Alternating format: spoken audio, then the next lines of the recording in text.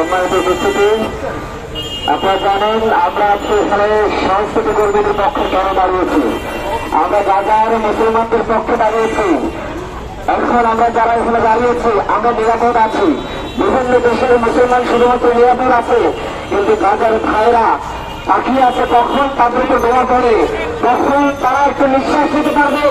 সন্তান তাদের মাকে খুঁজে পাচ্ছে না, ছেলে তার ভাইকে খুঁজে পাচ্ছে না, মা তার ছেলেকে খুঁজে পাচ্ছে না।